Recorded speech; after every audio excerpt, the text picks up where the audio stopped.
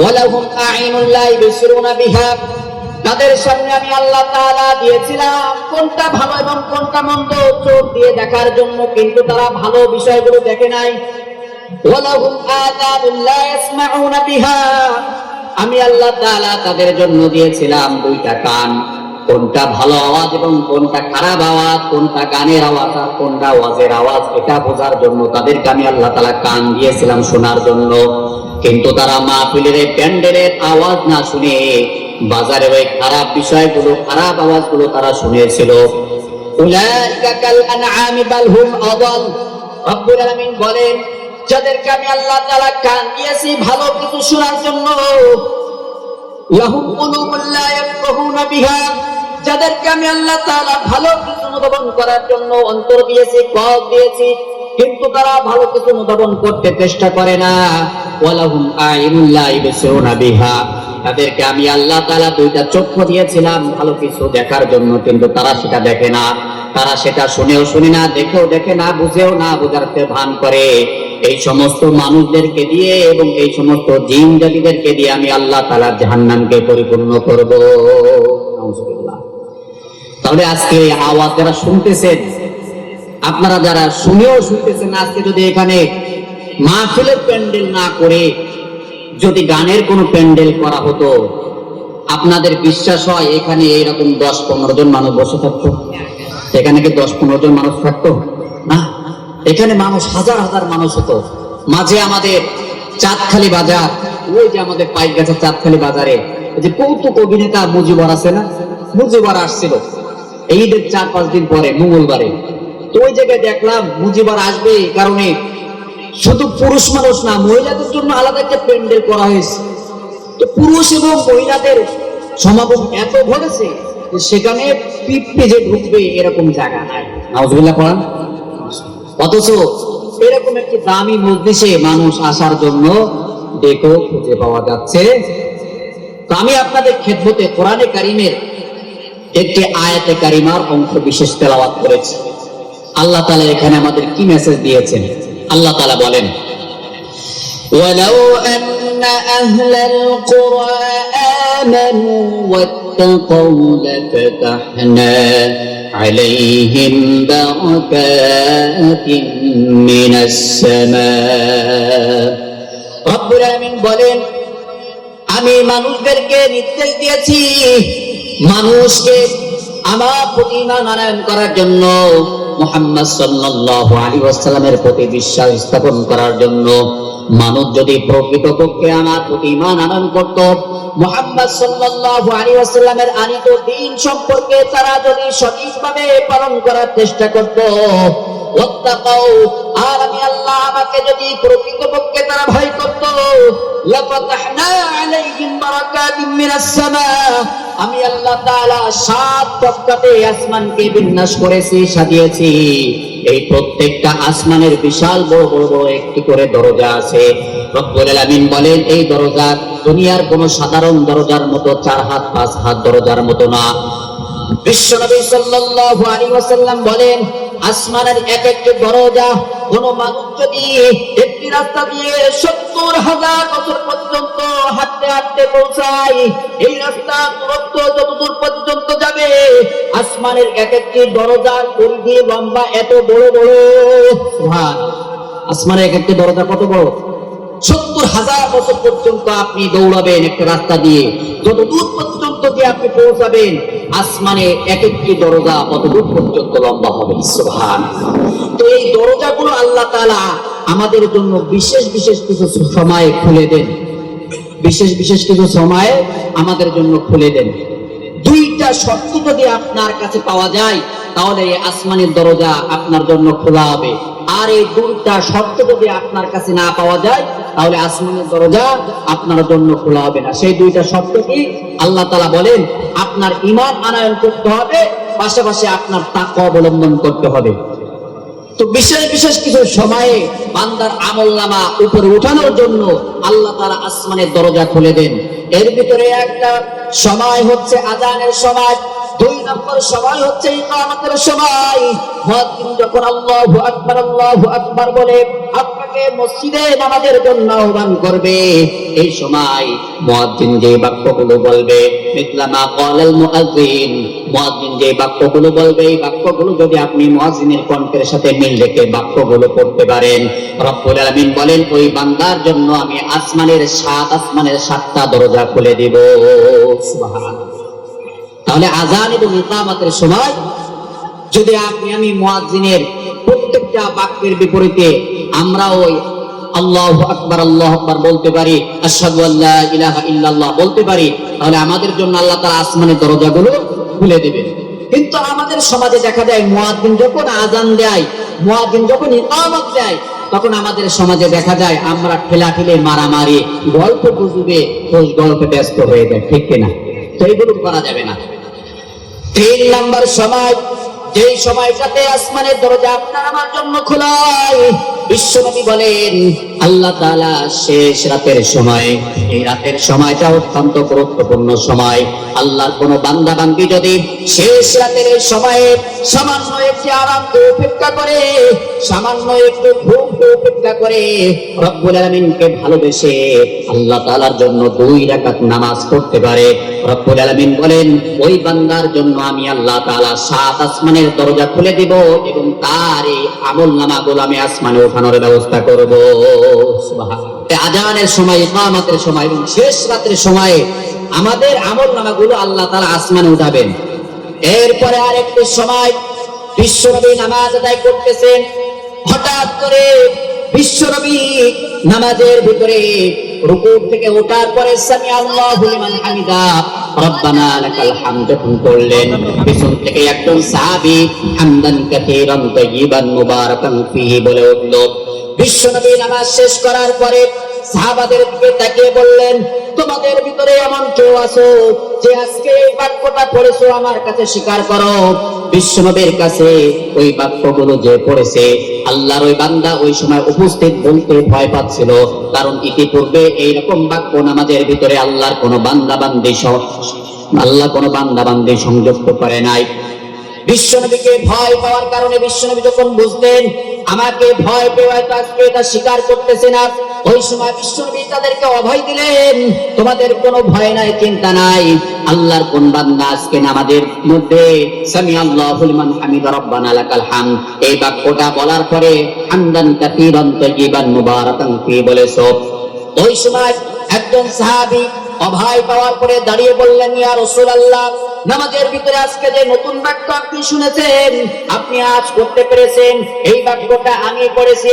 বিশ্বনবী ওই সময় বললেন, তোমার কোনো চিন্তার কারণ নাই, প্রেশানের কারণ নাই, নতুন এই বাক্য যুক্ত করার কারণে আল্লাহ তাআলা এত বেশি পরিমাণে খুশি হয়েছেন, রব্বুল আলামিন তোমার এই সওয়াবগুলো এত বেশি পরিমাণ ওজন হয়েছে, 30 জন রহমতের ফেরেশতা আসমানে তোমার এই সওয়াবগুলো উঠানোর জন্য প্রতিযোগিতা করতেছে, মারামারি করতেছে। সুবহানাল্লাহ। তাহলে নামাজ যখন আদায় করবেন, এই নামাজের ভিতরে সামি আল্লাহু লিমান হামিদা রব্বানা লাকাল হামদ, এখানে একটি বাক্য আছে, আমাদের অনেক হুজুর শিখায় যে হামদান কাসীরান তাইয়িবান মুবারাকান ফীহি, এই সময়টাতে যদি আপনি এই বাক্যটা পড়তে পারেন, আপনার এই বিশাল সওয়াব যে হবে, এই সওয়াবটা যিনি আসমানে উঠাবেন তিনি কে?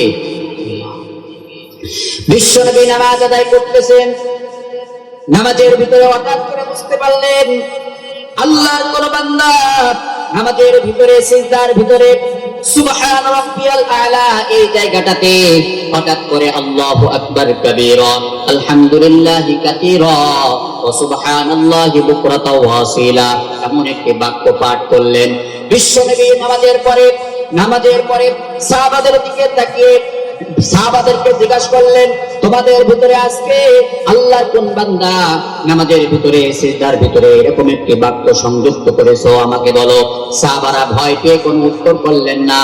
হঠাৎ করে বিশ্বনবী যখন অভয় দিলেন, কোনো চিন্তার কারণ নাই, কোনো প্রেশানির কারণ নাই, তোমরা বলতে পারো তোমাদের কোন ভাই আজকে নামাজের ভিতরে সিজদার ভিতরে আল্লাহু আকবার কাবীরা আলহামদুলিল্লাহ হামদান কাসীরা সুবহানাল্লাহি বুকরাতা ওয়া আসীলা এই বাক্যটা সংযুক্ত করেছো।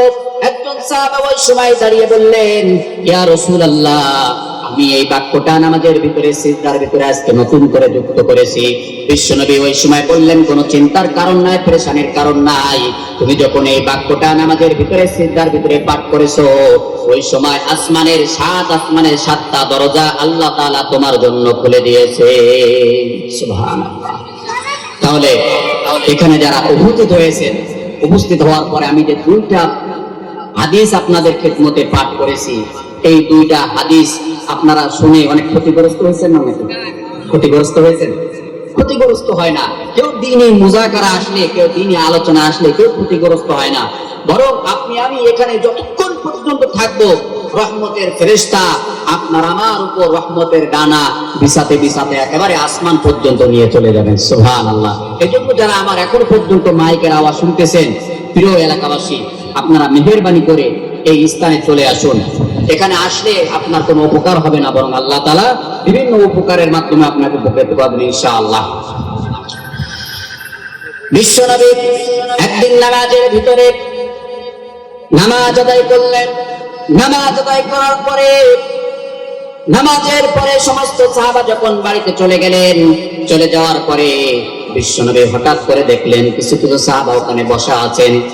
হঠাৎ করে নবীজি তাদেরকে উদ্দেশ্য করে বললেন, তোমরা কেন বাড়িতে গেলা না? অন্যান্য সাহাবারা তো নামাজের পরে বাড়িতে চলে গেছে প্রয়োজন মেটানোর জন্য।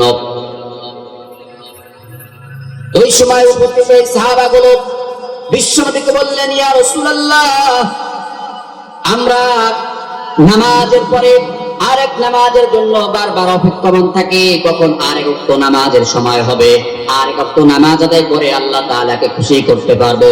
বিশ্বনবী ওই সময় বললেন, তোমাদের ভিতরে কোন ভাই যদি এরকম মন মানসিকতা তৈরি হয়, এক নামাজের পরে আরেক নামাজ পড়ার জন্য সে যদি রেডি হয়ে থাকে, রব্বুল আলামিন তার জন্য 7 আসমানের দরজাকে খুলে দিবে। সুবহানাল্লাহ। তাহলে এক নামাজের পরে আর এক নামাজের অপেক্ষায় থাকা, এরা কি ক্ষতির কাজ নাকি সওয়াবের কাজ? সওয়াবের কাজ। আল্লাহ তাআলা এই কাজগুলো যারা করবে তাদের জন্য আসমানের দরজাগুলো খুলে দিবেন। বিশ্বনবী হাদিসে বলেন, 7 শ্রেণীর মানুষকে আল্লাহ তাআলা কিয়ামতের মাঠে কঠিন ওই মুসিবতের দিন, যেই দিন মানুষ হায় হুতাশ করবে, সন্তান পিতাকে চিনবে না, পিতা সন্তানকে চিনবে না, মা সন্তানকে চিনবে না, সন্তান মাকে চিনবে না, ভাই ভাইকে চিনবে না, ভাই বোনকে চিনবে না। এরকম একটি বিশাল কঠিন মুহূর্তের সময় রব্বুল আলামিন বিশাল যখন এই সূর্যকে আপনার আমার মাথার উপর রাখবে, কারোর 1 বিঘা থাকবে, কারোর 1 হাত থাকবে, কারোর 2 হাত থাকবে, আমলনামা অনুযায়ী যখন এক একজনের মাথার উপরে সূর্য তার তাপকে দিতে থাকবে, ওই সময় মানুষ ঘামতে ঘামতে বিশাল একটা ঘামের সাগর হয়ে যাবে। ওই সময় মানুষ একটু চাইবে যদি একটু ছায়ার নিচে যেতে পারতাম, যদি একটু আরামদায়ক কোনো বস্তু পান করতে পারতাম। বিশ্বনবী বলেন, ওই কঠিন মুসিবতের দিন রব্বুল আলামিন 7 শ্রেণীর মানুষকে আরশের নিচে ছায়া দিবেন। তার ভিতরে 1 নম্বর হচ্ছে, আল্লাহর কোন বান্দা যদি এক ওয়াক্ত নামাজ আদায় করার পরে আরেক ওয়াক্ত নামাজ আদায় করার জন্য অপেক্ষমান থাকতে পারে, রব্বুল আলামিন কিয়ামতের ওই কঠিন মুসিবতের সময় তার জন্য আরশের ছায়া দান করে দিবে। সুবহানাল্লাহ। কিন্তু আমাদের সমাজে ইমাম সাহেব নামাজে কখনো যদি আসসালামু আলাইকুম এক পাশে বলছে, তো ইমাম সাহেব আসসালামু আলাইকুম ওয়া রাহমাতুল্লাহ আর এক পাশে যে বলবে, তার আগে মুসাল্লি সালাম ফেরানো শেষ। আছে না নাই? আছে না নাই? আছে। আপনি এই নামাজ নিয়ে আল্লাহর সামনে কিভাবে দাঁড়াবেন? আমরা অপেক্ষায় থাকি যে ইমাম সাহেব কখন আল্লাহু আকবার বলবে, কখন আসসালামু আলাইকুম বলে আমাদের ছুটি দিবে, আর কখন আমরা বাড়িতে যে মোবাইল খেলাতে ব্যস্ত থাকবো। এরকম আছে না নাই? তো এইরকম মানসিকতা নিয়ে যদি আপনি আমি নামাজ পড়ি, এই নামাজকে আসমানে উঠবে বাবা? এই নামাজকে আসমানে উঠবে? বিশ্বনবী বলেন, আনতা আবুদাল্লাহা কাআন্নাকা তারাহ ফাইন লাম তাকুন তারাহু ফাইন্নাহু ইয়ারাক। তুমি এমন ভাবে আল্লাহ তাআলার ইবাদত করবা, নামাজে দণ্ডায়মান হবা, কেমন যেন তুমি আল্লাহ তাআলাকে দেখতে পাচ্ছ। আল্লাহ তাআলাকে কি করতে পারছো? দেখতে পাচ্ছি। কিন্তু আমরা নামাজে যখন দাঁড়াই তখন কি আল্লাহ তাআলাকে দেখতে পেয়েছি? এখন এরকম যদি আমি বলি যে আল্লাহ তাআলাকে নামাজে দাঁড়িয়ে দেখতে পেয়েছেন, কে কে হাত তুলেন? আমি নিজেও কেন চলতে পারবো? কারণ আমাদের মন মানসিকতার সমস্যা। আমাদের মন মানসিকতা কেমন সমস্যা? আমরা নামাজে দাঁড়াই, যে এক আইলের পাশে আর এক আইল আছে, এই আইলটা যদি আর এক হাত ফেলে যদি আরেকজনের ভিতরে আমি দিতে পারতাম, এই নামাজের ভিতরে আমরা চিন্তা ভাবনা করি একজন মুসাল্লি ভালো আছে, সে ভালো না থাকতে পারে এমন কি কি বিষয় আমার ভিতরে আসলে আমি তার একটু এক হাত পাশ দিতে পারি। এরকম মুসাল্লি আছে না? না আছে না? আপনারা গল্প শুনেন অনেক সময়, সভাপতি সাহেব ইমাম সাহেবের পিছনে নামাজ দাঁড়াইছে, হঠাৎ করে ইমাম সাহেব যখন নামাজ শেষ করছে, সভাপতি সাহেব বলতেছে যে ইমাম সাহেব, হুজুর আপনি আজকে 3 রাকাত নামাজ কেন আদায় করলেন 4 রাকাতের জায়গায়? এরকম একটা গল্প শুনেছেন না আপনারা? শুনেছেন। সভাপতি সাহেব ইমাম সাহেবকে লক্ষ্য করে বললেন, ইমাম সাহেব হুজুর আপনি কেন আজকে 4 রাকাতের জায়গায় 3 রাকাত নামাজ আদায় করলেন? ইমাম সাহেব হুজুর হঠাৎ করে হতভম্ব হয়ে গেলেন। অন্যান্য মুসাল্লিদেরকে তাকিয়ে ইমাম সাহেব বললেন, মুসাল্লি ভাইরা আপনারা বলেন আমি কি আজকে 3 রাকাত নামাজ পড়েছি? অন্যান্য মুসাল্লিরা বলে, না হুজুর আপনি তো 4 রাকাত নামাজ ঠিকই পড়িয়েছেন। সভাপতি সাহেবকে লক্ষ্য করে ইমাম সাহেব বললেন, সভাপতি সাহেব আপনি যে 3 রাকাত বলেছেন এটার ভিত্তি কি? সভাপতি সাহেব ওই সময় বললেন, প্রতিদিন আপনি যখন জোহরের নামাজে দাঁড়ান আমার 4টা দোকান আছে, প্রত্যেক রাকাতে এক একটা দোকানের হিসাব আমি করে ক্লিয়ার করি। আজকে আপনি যখন সালাম ফিরিয়েছেন আমার 4টা দোকানের হিসাব শেষ হয় নাই, আমার শেষ হয়েছে 3টা। আমার শেষ হয়েছে কয়টা? 3টা। তো এইরকম নামাজের মন মানসিকতা নিয়ে আপনি আমি যদি আল্লাহকে ডাকি, তো এই নামাজকে আসমান উঠবে বাবা? আসমানে উঠবে? আসমান উঠবে না। এজন্য আমাদের উচিত হবে এই প্রত্যেকটা জায়গায়, এখানে আপনারা আজকে আসছেন, অনেক এখানে যারা আজকে এই প্যান্ডেলের ব্যবস্থা করেছেন, মাহফিল আয়োজক কমিটিতে আছেন, তাদের অনেকে আছে যারা আজকে ইশারের নামাজ আদায় করে আছে না? নাই। তারা ভাবতেছে মাহফিল তো দিচ্ছি এটাই জান্নাতে যাব, মাহফিল তো দিচ্ছি এটার বিনিময়ে কোথায় চলে যাব? জান্নাতে চলে যাব। যখন রব্বুল আলামিন বলেন, ইয়া আইয়ুহাল্লাযীনা আমানু লিমা তাকুলুনা মা লা তাফআলুন, ও বান্দা তুমি এমন কথা কেন বলো যেই কথাগুলো তুমি নিজে মানো না, যেই কথাগুলো নিজে তুমি মানো না, অপরকে নির্দেশ দাও, এই কথার কোনো দাম নাই। মুখে একটা বলে কাজে আরেকটা করে, এটা কি মুমিনের লক্ষণ নাকি মুনাফিকের লক্ষণ? কথা বলেন, মুনাফিকের লক্ষণ। আমি এখানে আজকে মাহফিলের আয়োজন করেছি, সম্মিলিত অনেকে আছে যারা নামাজ পড়ি না, অথচ ইশারের নামাজ পড়লেও হয়তো অনেকেই 2টা 3টার সময় আপনারা বাড়িতে ঘুমাতে যাবেন, যাওয়ার পরে কি করবেন? ফজরের নামাজ আদায় করবেন না। এই মাহফিল আয়োজন করা, এখানে উপস্থিত হওয়া আমাদের জন্য ফরজ না, কিন্তু আজকে ইশারের নামাজ এবং ফজরের নামাজ আদায় করা এটা ফরজ। এটা কি ফরজ? হাদিসে আসছে আল্লাহর কোন বান্দা যদি ফজরের নামাজের এবং ইশারের নামাজের গুরুত্ব সম্পর্কে জানতো, আল্লাহর কোন বান্দা যদি ফজরের নামাজ এবং ইশারের নামাজের ফজিলত সম্পর্কে জানতো, বিশ্বনবী সাল্লাল্লাহু আলাইহি ওয়াসাল্লাম বলেন আল্লাহর ওই বান্দা বান্দি হামাগুড়ি দিয়ে হলেও মসজিদে যে ফজর এবং ইশারের নামাজ আদায় করত। তাহলে এখানে নামাজ পড়া আমাদের জন্য জরুরি। মাহফিলের প্যান্ডেলে আসা যদিও জরুরি না, কিন্তু এই যে একটা মাহফিল প্যান্ডেল হলো, এখানে বাহির থেকে ভালো ভালো যোগ্য আলেমগণ আজকে তাশরিফ আনবেন, তো তাদেরকে আপনারা তো বিরতি করতেছেন। আমি কি ভুল বললাম? বিরতি করতেছেন না বলেন?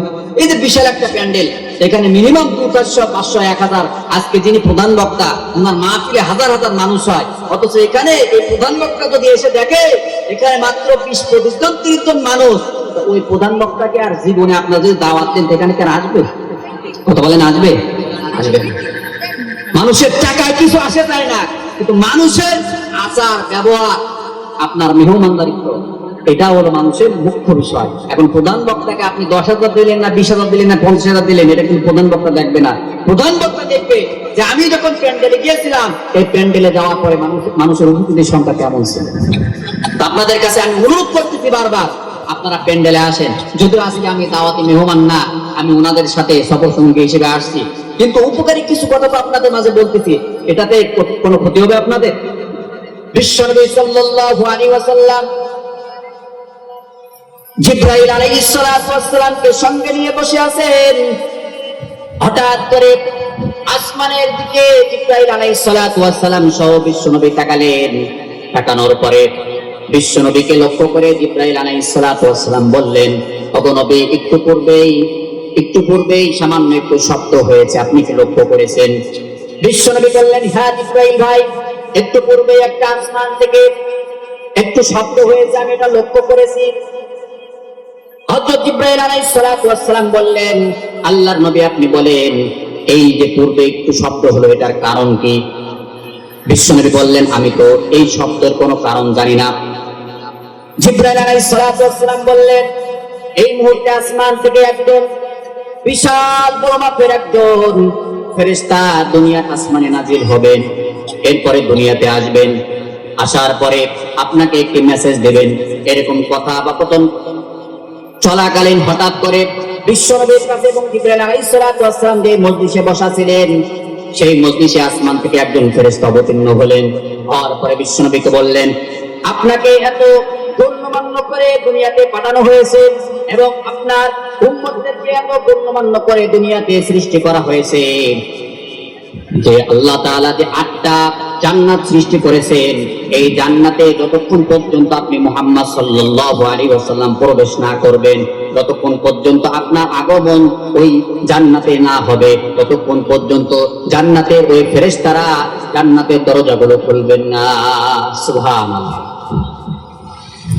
বিশ্বনবীকে আরো বললেন, আপনার উম্মতদেরকে এত নামি দামি করে আল্লাহ তাআলা সৃষ্টি করেছেন, যতক্ষণ পর্যন্ত আপনার উম্মতদেরকে জান্নাতে ঢুকানো না হবে, অন্য কোন উম্মতদেরকে আল্লাহ তাআলা জান্নাতে ঢোকাবে না। আল্লাহু আকবার। তাহলে আল্লাহ তাআলা আমাদেরকে কত নামি দামি করে দুনিয়াতে পাঠিয়েছে, তো এটার কারণ কি? আর আল্লাহ তাআলা আমাদেরকে যে এত দামি নামি করে আল্লাহ তাআলা দুনিয়াতে পাঠিয়েছে, তো আমরা শুধু নামি দামি নামে হলে হবে নাকি তো কামেও করে দেখাতে হবে? কামে করতে দেখাতে হবে না? জিবরাইল আলাইহিস সালাতু ওয়াস সালাম এবং নবীজিকে উপলব্ধ করে আসমান থেকে অবতীর্ণ ওই ফেরেশতা ওই সময় বিশ্বনবীকে বললেন, ও নবী, এই মুহূর্তে আপনাকে আল্লাহ তাআলা একটি মেসেজ দিয়েছেন, যে মেসেজটা পূর্বের কোন নবীকে আল্লাহ তাআলা দেয় নাই। আল্লাহর কোন বান্দা যদি সূরাতুল ফাতিহা এবং সূরাতুল বাকারার সর্বশেষ আয়াত পাঠ করে, যখন এই আয়াতে 2 কালিমা পাঠ করবে, রব্বুল আলামিন আল্লাহ তাআলার ওই বান্দার জন্য 7 আসমানের দরজাগুলো খুলে দিবে। সুবহানাল্লাহ। মেহমান চলে আসছে। জি, 25 পর্যন্ত আলোচনা চালাতে বলছেন। তো তাহলে আমরা আরেকটি হাদিস শুনলাম, যে হাদিসের ভিতরে আমাদেরকে মেসেজ দেওয়া হয়েছে যে আমরা যখন সূরা ফাতিহা তেলাওয়াত করব এবং সূরা বাকারার সর্বশেষ আয়াত পাঠ করব, ওই সময় আমাদের জন্য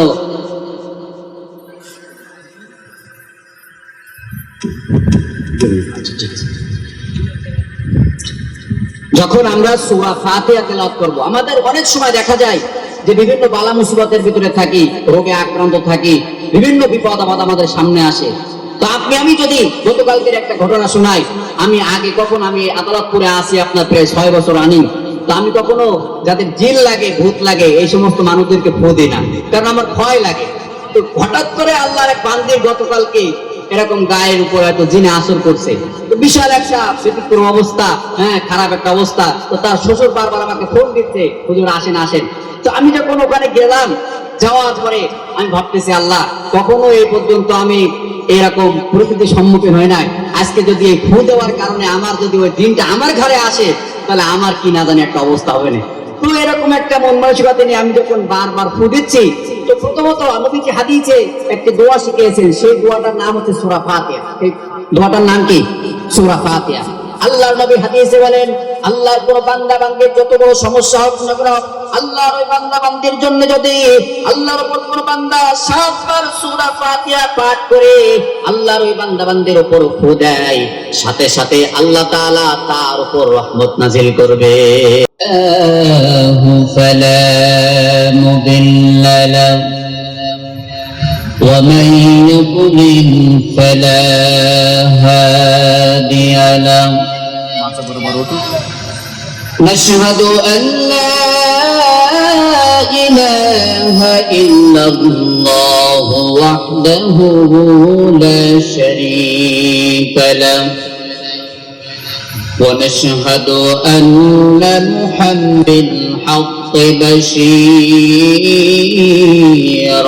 ونذيرا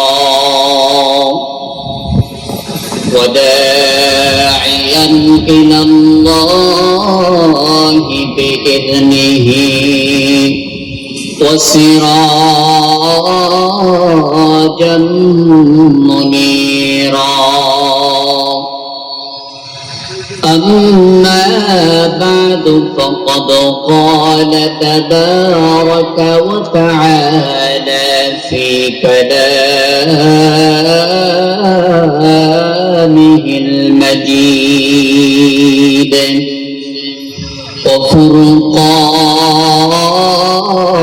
وفرقانه الحميد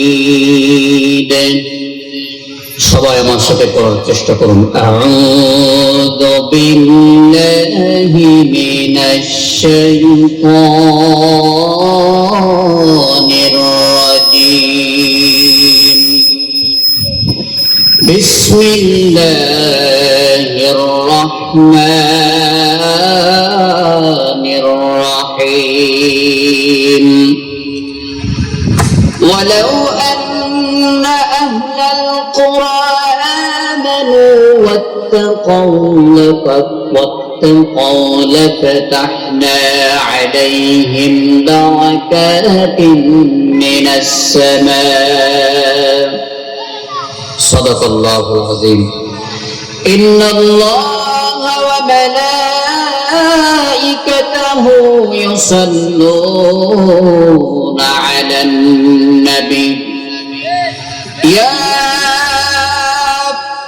أيها الذين آمنوا صلوا عليه وسلموا تسليما اللهم صل على محمد وعلى آل محمد كما صليت على إبراهيم وعلى آل إبراهيم إنك حميد مجيد اللهم بارك على محمد وعلى آل محمد كما باركت على إبراهيم وعلى آل إبراهيم إنك حميد مجيد সিরোলা উত্তরপাড়া জামে মসজিদ কর্তৃক আয়োজিত আজকের এই দ্বিতীয় বাৎসরিক তাফসীরুল কোরআন মাহফিলের সম্মানিত সভাপতি সুদক্ষ পরিচালক এবং আমার সামনে উপস্থিত অত্র এলাকার বিভিন্ন জায়গা থেকে আগত মুসল্লি ভাই বাবাজিরা পদ্মার অন্তরালে অবস্থানরত মা ও বোনেরা সকলকে জানাই আমি আবার একবার সালাম আসসালামু আলাইকুম ওয়া রাহমাতুল্লাহি ওয়া বারাকাতুহু সম্মানিত উপস্থিতি আজকে এখানে যারা আলোচক আছেন প্রত্যেকেই অনেক যোগ্যতা সম্পন্ন মানুষ আজকে আলোচনা করবেন হযরত মাওলানা শামীম রেজা সিদ্দিকী সাহেব সাতক্ষীরা আলোচনা রাখবেন হাফেজ মাওলানা আমিনুর রহমান আজাদি সাতক্ষীরা আলোচনা রাখবেন হাফেজ কারি নাসির উদ্দিন সাতক্ষীরা তো আজকে এখানে আমি আমার সামান্য মূল আলোচনা পেশ করার পূর্বেই দুঃখ ভারাক্রান্ত মনে আপনাদের কাছে একটি আবদার রাখতে চাই আপনারা যারা এখানে আসেন এখানে আসার কারণে 1000-2000 টাকা দিতে হবে এরকম কোন চুক্তি এই মাহফিল কমিটি আপনাদের সাথে করছে কি করে নাই আফসোস এবং পরিতাপের বিষয় হচ্ছে আসার সময় দেখলাম বাজারে যথেষ্ট পরিমাণ মানুষের আগমন আছে কেউ খাদ্য খাচ্ছে কেউ ঘোরাফেরা করছে কিন্তু এই যে একটা দামি মজলিস এই দামি মজলিসটা কি প্রত্যেকদিন পাবেন আপনারা আমরা তো পাবো না তো আপনাদের কাছে অনুরোধ থাকবে যারা আজকের এই মাহফিলের মাইকের আওয়াজ শুনতেছেন মেহেরবানি করে আপনারা আর কাল বিলম্ব করবেন না মাহফিলের প্যান্ডেলে চলে আসুন কারণ এই প্যান্ডেলটা যদিও অনেক ছোট দেখায়, কিন্তু আল্লাহ তাআলার কাছে এই প্যান্ডেলের দাম দুনিয়ার কোনো টাকা পয়সা দিয়ে, সম্পদ দিয়ে পরিমাপ করা যাবে কি? এখান থেকে শুরু করে, প্যান্ডেলের স্থান থেকে শুরু করে একেবারে সপ্তম আসমান পর্যন্ত এই প্যান্ডেলের অবস্থানরত যত মুসাল্লিরা আগমন করবে, যত ভাই বাবাজিরা এখানে দ্বীনি আলোচনা শোনার জন্য আসবে, এখান থেকে শুরু করে সপ্তম আসমান পর্যন্ত রহমতের ফেরেশতারা এই সামান্য মুসল্লি ভাবাবাজিদের জন্য রহমতের ডানা বিছায় দেবে। সুবহানাল্লাহ। এজন্য অনুরোধ থাকবে, আপনারা যারা মাইকের আওয়াজ শুনতেছেন, মেহেরবানি করে, এটা বিশাল একটা আয়োজন, এই আয়োজনটা করতে একদিনে সম্ভব হয় না। হয়েছে কি? দীর্ঘ কয়েকটা দিন কঠোর পরিশ্রমের মাধ্যমে। কে করছে এগুলা? আপনারাই করছেন। হয়তো কেউ নেতৃত্ব দিয়েছে, কেউ সহযোগিতা করছে, কিন্তু আপনারাই তো করছেন। তো আপনাদের প্যান্ডেলে যদি আপনারা না আসেন, তাহলে বাহির থেকে মানুষ তার ভাড়া করে আনা যাবে না। আল্লাহ তাআলা কোরআনে কারিমে বলেন, وَلَقَدْ ذَرَأْنَا لِجَهَنَّمَ كَثِيرًا مِنَ الْجِنِّ وَالْإِنسِ। রব্বুল আলামিন বলেন, আমি জাহান্নামের অধিকাংশ জায়গাগুলো মানুষ এবং জিন জাতিগুলো দিয়ে পরিপূর্ণ করব। কেন আমি মানুষ এবং জিন জাতিদেরকে দিয়ে এই জাহান্নামের জায়গাগুলো পূরণ করব? তোমরা শুনে রাখো, লাহুম কুলুবুন লা ইয়াফকাহুনা বিহা। দুনিয়াতে এমন কিছু মানুষ আছে যাদেরকে আমি আল্লাহ তাআলা অন্তর দিয়েছিলাম বোঝার জন্য কোনটা ভালো এবং কোনটা মন্দ, কিন্তু ভালো বিষয়কে তারা এড়িয়ে যে উপেক্ষা করে বাজারে মন্দ বিষয়গুলো তারা গ্রহণ করেছে।